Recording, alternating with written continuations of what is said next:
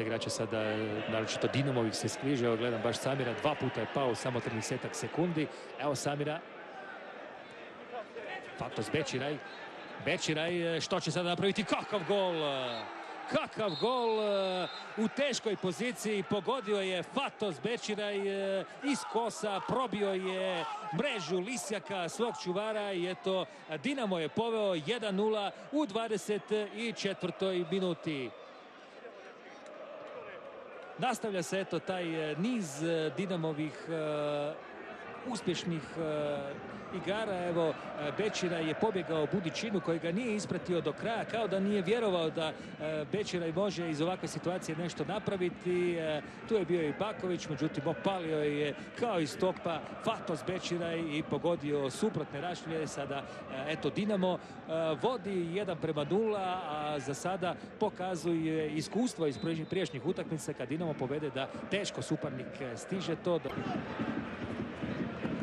Ljubović, dobar prolaz Ljubovića, sada dvojice igrača u plavom se riješi. Evo prilike za udarac Štrok, Đalović, evo prilike i tamo je pad u 16 metara i sudac Marić pokazuje na najstrožu kaznu.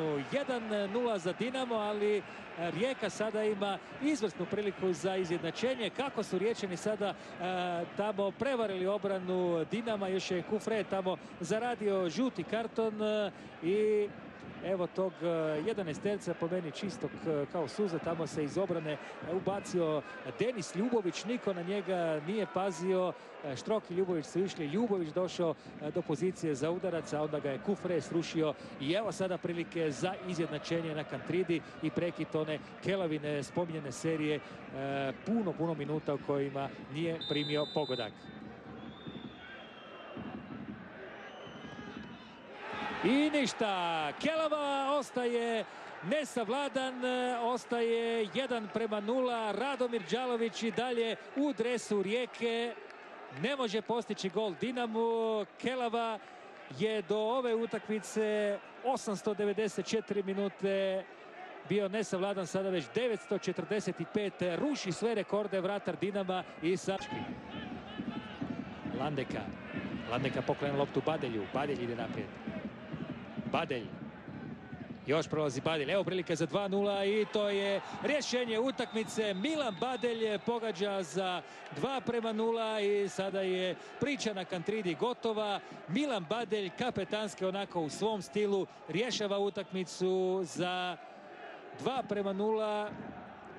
Jedna izgubljena, poklonjena lopta u sredini terena. Badelj je sam se izborio za ovaj pogodak, krenuo je napet i onda pogodio s ruba kaznenog prostora. Evo, to je već druga faza ove akcije u kojoj je Badelj imao nekoliko rješenja, mogao je i dodati nekom od suigrača, no odlučio je sam završiti ovu akciju i nije pogriješio. 2:0 za Dinamo i Dinamo eto nakon 2,5 godine slavi ovdje na Kantridi. Zasluženo moram reći, ipak je razlika u kvaliteti velika jer Dinamo je sada momčad s glavom i repom, odlično posložena, odlično vođena.